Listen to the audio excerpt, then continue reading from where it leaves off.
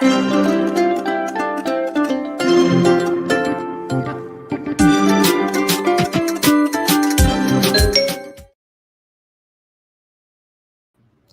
hello. Okay, let me do my little intro. This is Slasher Chick TV, where we like to talk about growth mindset and negotiation strategies so that you never have to choose between this or that. You can always say yes to this slash that and be the multi passionate, multifaceted, talented person that you are. And today, if you see from the banner, it's my 64th consecutive day live streaming. And, I went to go find this other meme I have. Maybe I can just find the sound. It's this thing of Gary Vaynerchuk there. He was always saying about, like, if you live for the weekend. And it used to bother me so much, like, because at the time when this was like really going viral, I was very much feeling like TGIF when Fridays came around. I did not feel like I was thriving. And I felt so called out every time I would hear this soundbite. Let me see if I can find it.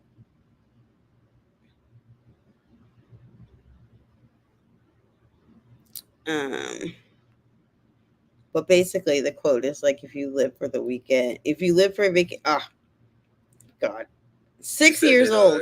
If you're now, here's the thing about Gary Vaynerchuk.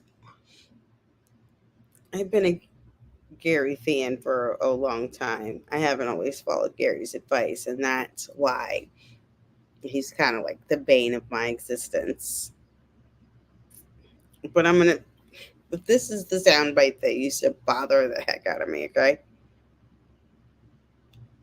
For weekends, you're not living. If you live for weekends and vacations, your shit is broken. Yeah. I believe that. Like, you know, my friend, it breaks my heart. My friends like live for Friday night. Yeah. Like they know they get the like Monday morning's the worst. Sunday night, I'm like chomping.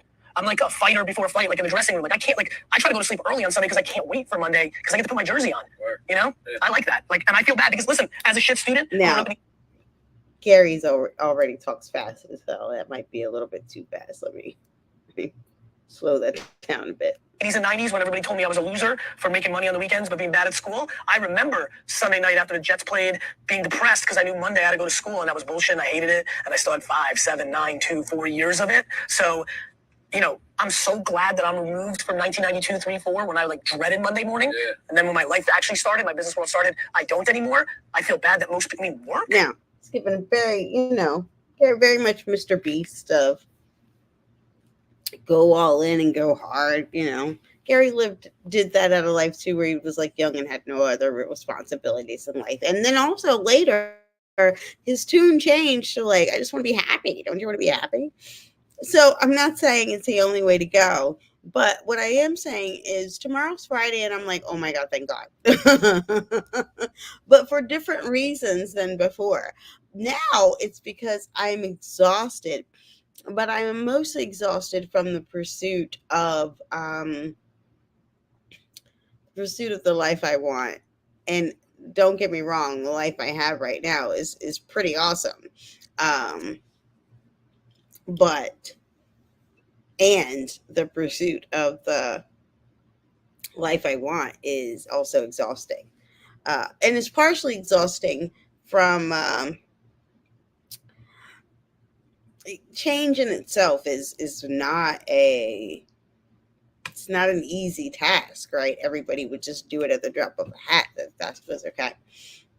And it's exhausting in the sense that, like, if you ask for something, right, and you get it, you have to be prepared for it. Like, if you have a prayer for something and it is granted, like, now you actually have to live it. And yeah, that means like doing some things differently. And one of my things that I had said in the last year was like, Lord, any relationship that doesn't serve my highest good, let it just drift away with ease. And at this moment, when there are times that I think that that's happening, and I have to remind myself, you asked for this. Um, yeah, that can also be exhausting in the emotional processing of, if it does just drift away with ease, I do have to acknowledge that that's a change. So, anyway, all that's on my mind tonight, and therefore I'm exhausted, but I still wanted to talk about this Francesca's fiasco. Now, if you've never heard of Francesca's, it's like a teeny bopper retail business. Funny story. Um, yeah, I don't even want to have to address it, Coach Sherry. I'm like, because if it's not, it doesn't serve my good. Like, please just let it go. I don't want to be holding on to it. But I can't energetically hold on to it too. If I think I'm getting what I asked for, I have to be grateful for that and obedient in that respect. And keep reminding myself. But yeah, in the meantime, yeah, if you've never heard of Francesca's, it's like this little teeny bopper retail store. Now, my quick funny story about Francesca's, I when I started solo traveling for the first time last year, I went to Scottsdale. Yeah, I went to Scottsdale, and my luggage was lost on the way there. And I was only there for like 4th of July weekend coming from the East Coast. Okay. So, like a whole day already is spent in travel. Um, well, yeah, we'll learn more about why they have cute accessories too.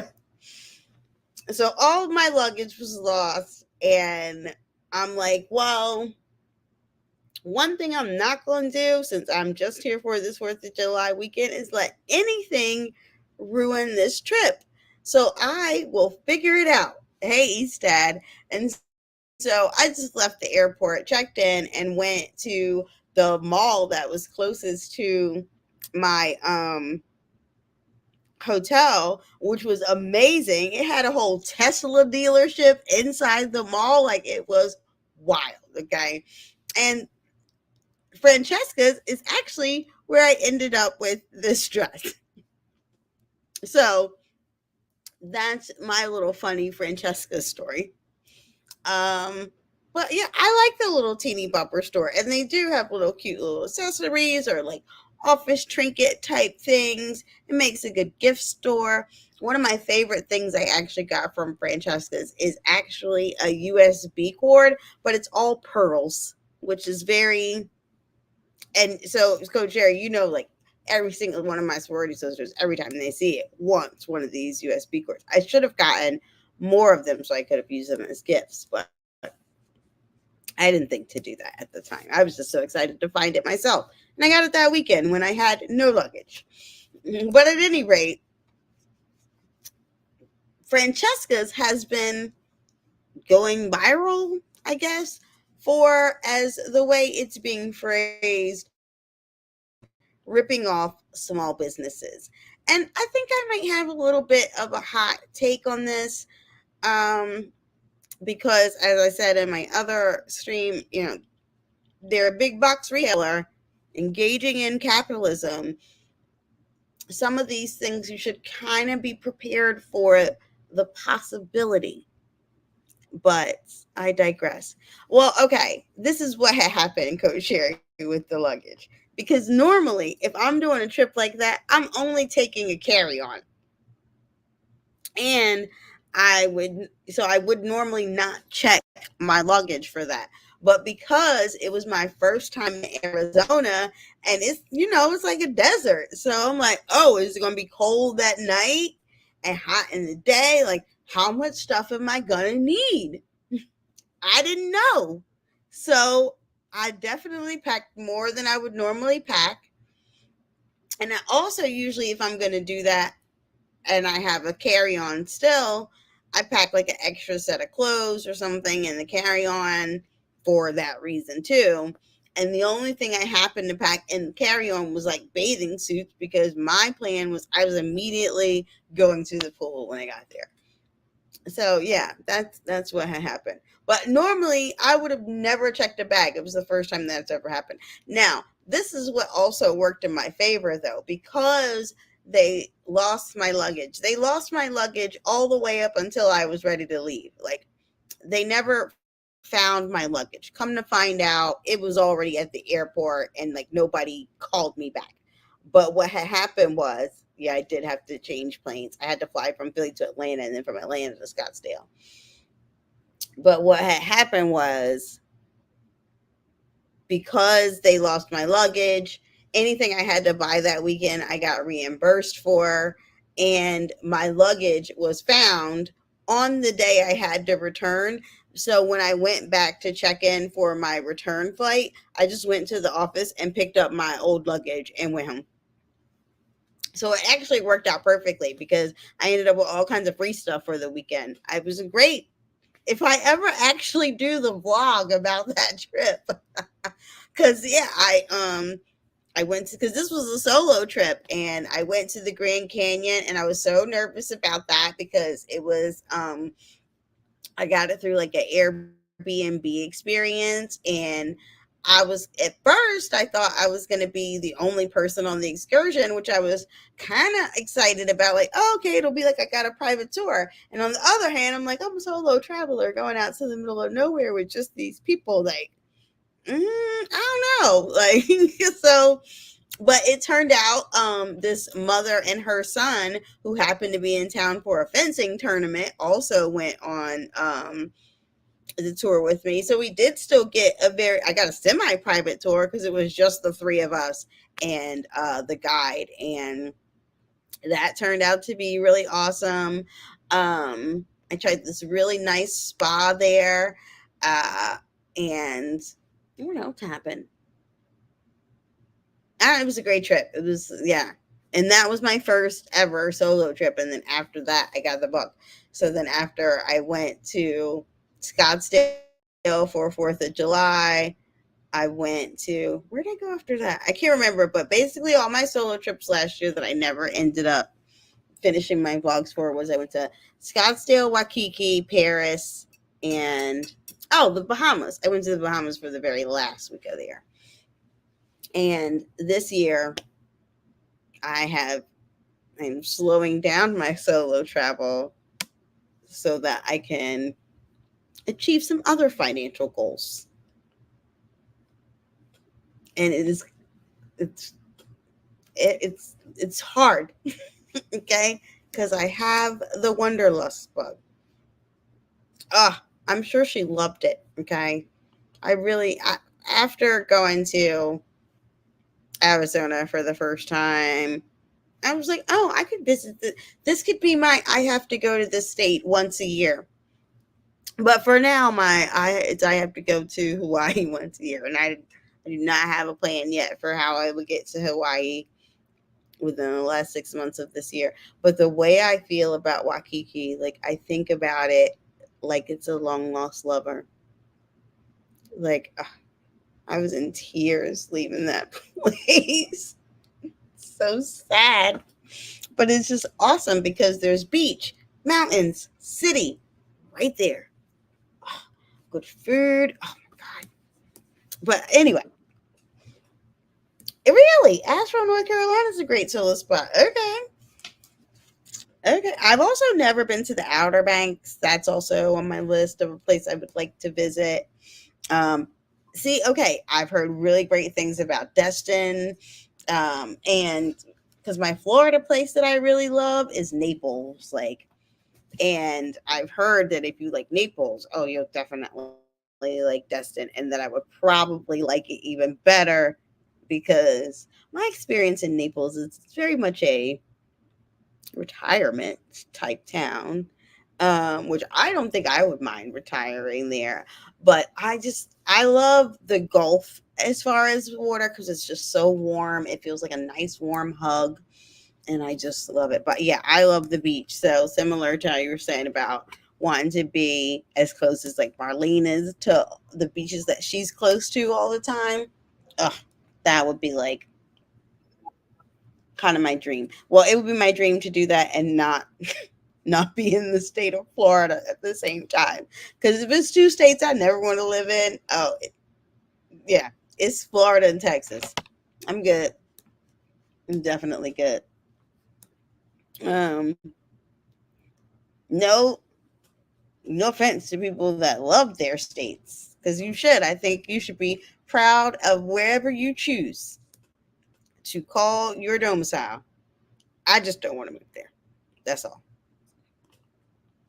But what had happened was Francesca's is these small business owners have been going viral. Now, this is an article from the Daily Dot. It was the first thing that came up when I just searched Francesca's. Okay. Besides their corporate website, this article was the very first thing to come up. And it talks about the viral videos that have been gone on as late of this one woman who says Francesca owes her $132,461.92, and then there were more that just continued to come out. So here we go. Let's see. I think I have this one first.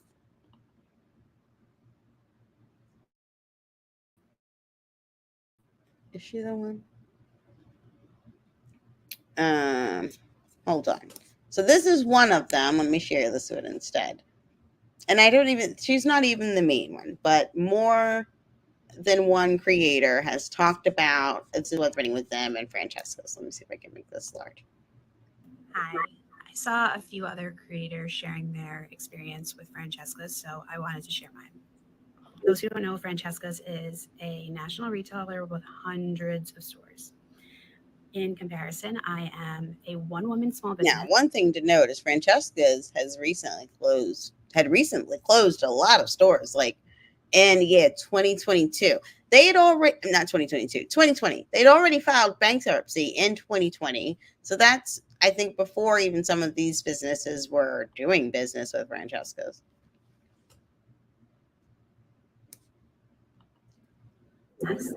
I make greeting cards, notepads, pen sets, and other stationery and gifting items. Now, Coach Harry, this is what I was saying about like why some of their things are so cute, because they are getting them from like small artisan, small businesses, right? They're not just getting wholesale stuff from, say, not the US. I received 4 orders from Francesca's earlier this year, and we had agreed to net 60-day payment terms, which means that 60 days after I send them the products, they're supposed to pay their invoices.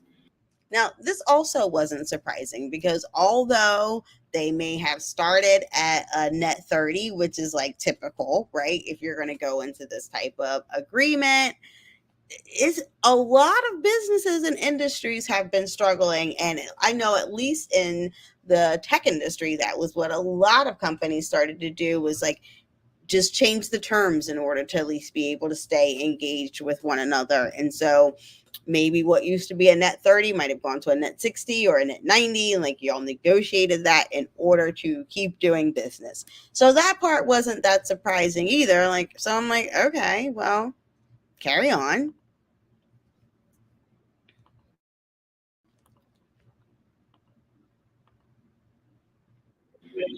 All 4 orders have passed the 60 days and have now been outstanding for an additional 36 to 60 days across those 4 invoices.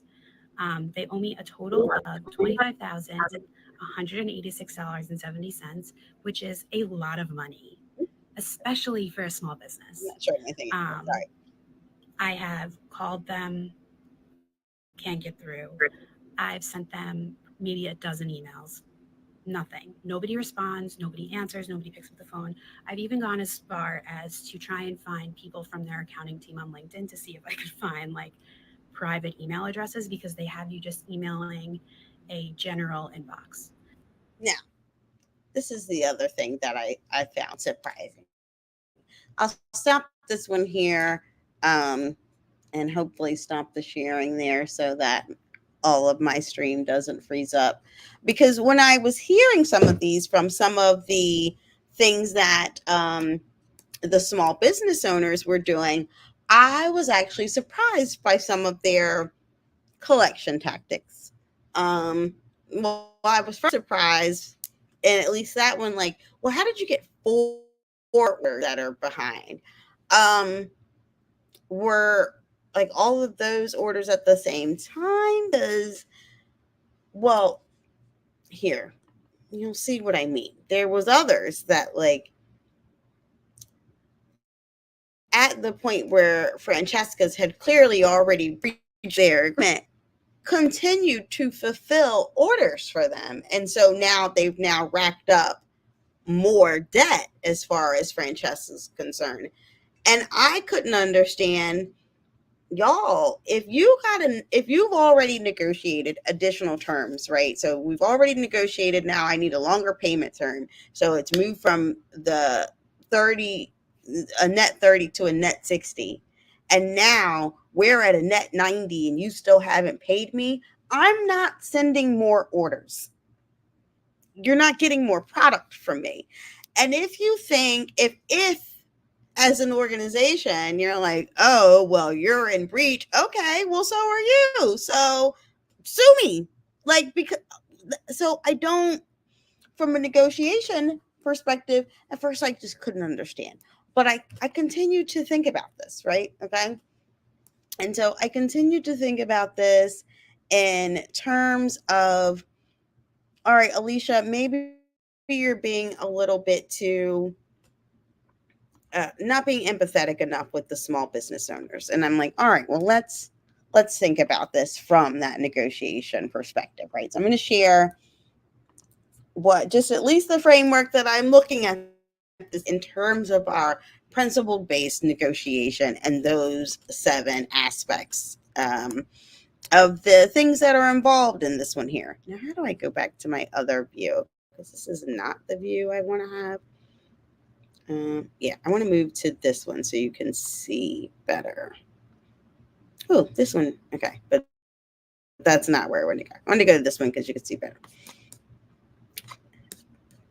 Now, the relationship, we've already talked about what the relationship is. Francesca's between the small business owners, and they are engaged in a vendor and supplier, purchase and supplier relationship, right? Francesca's is buying supplies from these small business owners that they are now going to resell in their store and make a profit off of. Hopefully, the small business owners have made a profit as well. But I realized if I'm the small business owner, right, one of my interests is to obtain the business. And maybe for them, like, this was a big deal to just finally get into Francesca's, and this is like the biggest retailer they've been in, and so maybe they felt a little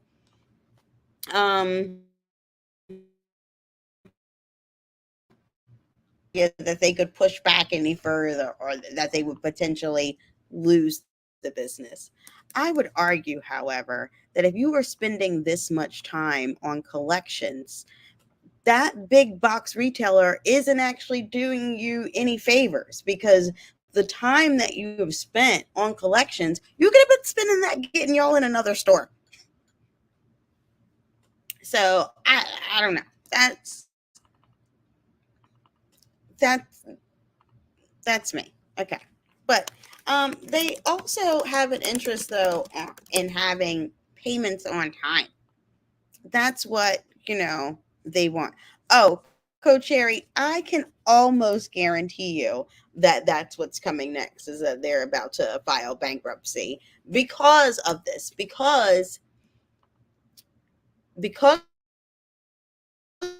there's so many vendors saying this, because those 2 that I just showed you weren't the only one. Let me see. There's another one. Oh, here is she the main one? I think this is the main one, and she's the one saying 132,000, and she was the one that surprised me the most because she really kept saying sending inventory, and I just couldn't understand the logic. Now, even one thing I'll also say about the collection tactics that the other person mentioned that she used, and she said that she started reaching out to looking for people's personal things that are in accounting, etc., which I don't know if I would have tried to do that necessarily. It is one interesting tactic.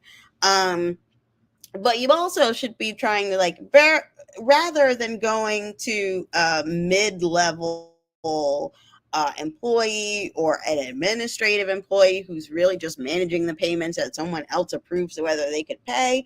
I would be going higher up in the financial chain and knowing they are probably not that concerned with my little old account unless I'm annoying enough that they at least want me to go away. And at this point, the relationship is already damaged. I'm not trying to do long-term business with you anyway. I'm just trying to recoup as much as I possibly can from what I'm about to lose. Um, so that wouldn't be the way that I would go. Like I had this one time my family and I don't even remember who was up there. I know we had at least 8 guests. We were a relatively large party. We were the type of party that if that party's coming, you're expected like a certain, I guess, I don't, there's a certain expectation of service. I don't know. The table next to us was treated incredibly different than our table by the same server. And there were very limited differences between our table and their table, so I really couldn't understand why our service was so bad. And I mean so bad in that like the ratio of times that our same server might have checked on that table to checked on ours with a relatively comparable party was 3 to 1. Like he'd be over there and we'd be trying to make eye contact to be like, hey, can you like come check on us on the way back, blah blah blah. And the service was so bad that by the time we had reached the point where I'm like, I'm gonna leave and we're gonna talk to someone, my mom wanted she wanted the manager, and I'm like, I don't want the manager. I don't want the manager that's on duty. I'm not going to say the name, Club Sherry, because it is a Philadelphia restaurant that I do still go back to because they fixed it. Because I said, I don't want to talk to the manager. I only want to talk to the GM. I only want to speak to the general manager. I'm not speaking to anyone else. So what I did was while we sat there at the table, I went on the interwebs to find out who the GM was. Once I found out who he was, I looked around, noticed he happened to be in the restaurant. Perfect.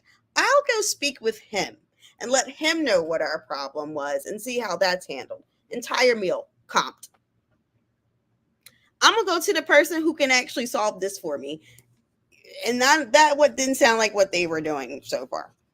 So, and like this young lady in particular, I'm not sure like what her hope was by what she continued to do.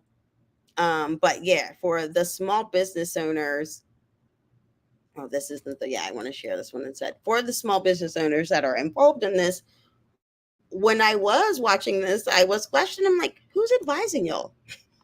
As of today, Francesca. Oh, I don't know what the server said, Coach Sherry. I didn't even bother asking. I mean, because even when any of the poor service attempted to be addressed, like we got attitude, like so I didn't need to ask any more questions. Owes my small business. But because their food is excellent, you know what? I maybe because like I said, they did solve it, and I don't know if the restaurant is I don't know if that particular server is still there. But it is it's called Butcher's Table, and it's the restaurant that's in the Four Seasons. All right, but this is this one. Okay. business, $132,461.92. Um, it sucks. It sucks. They stopped paying us in November. We've been working with them for about a year. They stopped paying us in November, which is the oldest purchase order that they owe us for, and we have 5 other purchase orders since then. Okay, yes, this one was the one that blew my mind because I was like, well, wait, what? How do you have? If they stopped paying you in November, ma'am, it's June. How do you have 5 of the purchase orders since then? What happened? And that amount. On top of that, we have a purchase order sitting in our warehouse currently made specifically for them that we are unable to ship due to non-payment. And this also is Coach Cherry, what makes me say to you, yeah, they probably going to file bankruptcy because they are willfully doing this at this point. They know exactly what they're doing because they can throw all of this debt in there, and the poor small business owners like, yeah, you're going to be the ones that suffer for it, which is why don't continue to engage. Yesterday I had about 20 people send me a viral TikTok that Taylor Elliott Designs, tagged her right here, shared. And so I think that it's very important now to raise awareness. And so that's my other reason. Yeah, like you said, they're still ordering and from multiple vendors. Like at least these 3 young ladies have all gone viral about their problem with this particular retailer. So they're just doing what they're going to do, and at the end of this, they will be fine. I haven't shared this story until today, and do I feel better? No, but hopefully I will. I just think that it is important for people to be aware of this situation, because it is hard on small business owners to be able to sometimes make payroll, to bring in new products to sell when you are out money that you. Now, and this is why, because I work in startups. Like the business I work at is, we aren't even 9 years old yet. Okay. And so I often use this phrase when you are still a small organization. There's like, if this were easy, everybody would do it. So it's not like it is definitely, hard for these small business owners to do what they are trying to do. But again, this is partially why I like to talk about negotiation, because I'm like, but who's advising you then? Because as far as, like, if you look at what were Francesca's interests, this isn't in Francesca's best interest to have all of these business owners talking about them negatively on the internet. It does impact their goodwill. So they don't necessarily want that. That was one of the things you had as an option to leverage when you were trying to get paid, up on before it got to this point. Yeah, but exactly, if you are paying attention to anything that's going on, be prepared for the closeout sales because expecting. Summer is notoriously slow for a lot of small business owners, us included, and we rely on money that we're owed to be able to cover those types of. Now, that's also doesn't make any sense to me on that. You can't rely on money that you're owed as a small business owner. And again, I wonder then who's advising you, because one of the main reasons that you will likely fail then as a small business owner is because of poor cash flow.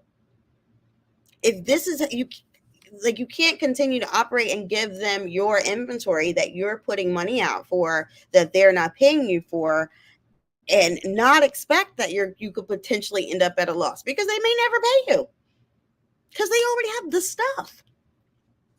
So, and the crazy thing is the part that makes it just even more diabolical, but this is again why there's no such thing as ethics and pure capitalism.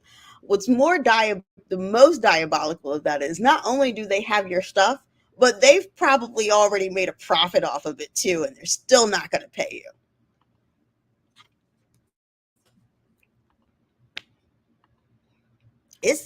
It's one as one of my favorite current phrases. Oh, it's nasty work, but it is, Costs. it is what happens. So really, and exactly, Coach Sherry, you have to know what your high season is too. And so if you know that summer is notoriously slow and these people stop paying you back in November, you already had an indicator that this was going to be a problem for your slow months, and knew that then you now need to make some different choices and explore what your options are. And this is why I also talk about like the the person who has the most leverage in any negotiation is the one that can walk away. And you have to know what is your BATNA, what is your best alternative to a negotiated agreement.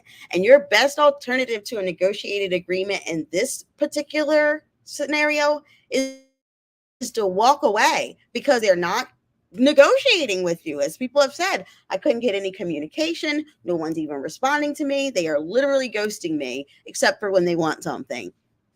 That don't work in any relationship, business or otherwise, and it certainly don't work when you're going to need to pay me at the end of this. Just wanted to share that with you and bring awareness and let you know it sucks. Thank you. So I agree. That certainly sucks, and it sucks for not only those business owners but anyone that they employ, who is now also subject to the challenges that are a result of this.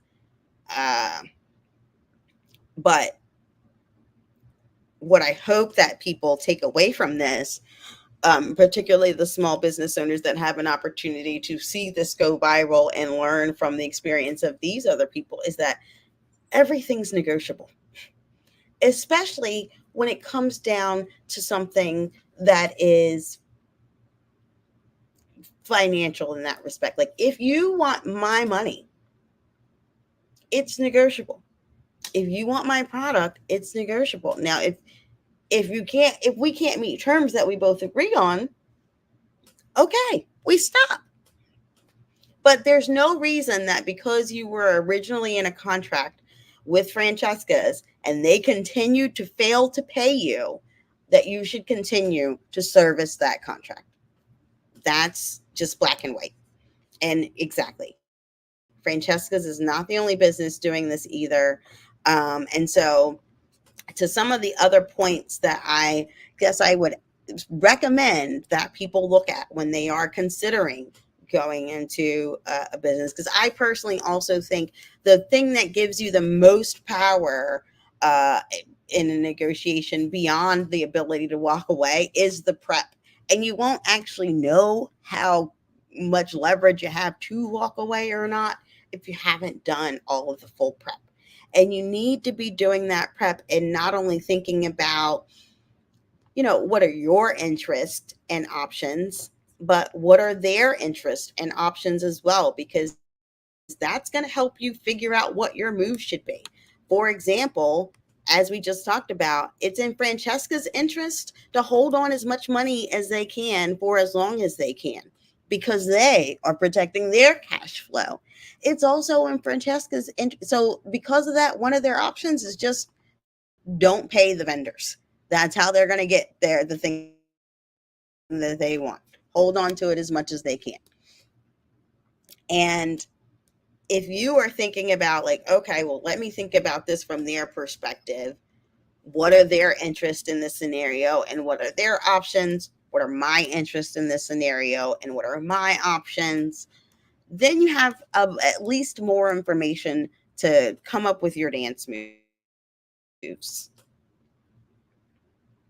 But you got to do that prep to really prepare for that. So that's my long and short of it about this. Francesca's taking advantage of small businesses. I don't disagree that they are, but what they are doing is not new, and and likely is not going to change anytime soon. Uh, because if you're doing business with businesses that are, say, not certified B Corps, for example, who consider their business as a force for good. But even they can be bad actors, because please don't get me started on this whole beauty counter fiasco and the way they shut down. And I was impacted by that even as a customer. That thing is a hot mess. But let's see. I'd be interested to see how Francesca manages the PR from this as well, which I think most likely the way they will manage it is ignore it and just let it die down because it will eventually. The news cycle is too short for us to be enraged about this for too long. People will move on to something else. Um, but yeah, small businesses are taking a chance unless they have a strong online presence, and I wouldn't trust the net pay option either. Um, So yeah, hopefully, like I said, other small businesses or owners learn from what these have experienced, and they would take those into their future negotiations and future contracts. Um, uh, but I know I've certainly learned from it in that, yeah, I just didn't think people would still be surprised by this. Um, Yeah, and they really have to think about, yeah, how to leverage this at this point now that they know what they know. It's not completely, all's not lost. Uh but it you can't keep doing the same thing and expecting different results, because that would be the definition of insanity, both in your personal and professional life. So that's and hence the progress over perfection. Kudos to these small business owners for taking the chance on themselves and pursuing entrepreneurship and creating value in the marketplace by whatever products that they sell. It's not an easy job, because if so, everybody would do it. But they do have to pivot now, and I hope that they do. And I hope we get to see a whole redemption arc from both Francesca's and hopefully these small businesses. But I won't hold my breath. What I will do is give myself a round of applause for completing day 64 of 90 consecutive days of live streaming. Thank you, Coach Sherry. I really enjoyed your live today. I'm hoping that I will be able to use some of that information in my evaluation of the relationships that slip away, on do they serve my love languages or not, and that will help me know where I should be spending more time on even paying attention to it. But speaking of love, if no one else told you today, you are more than enough.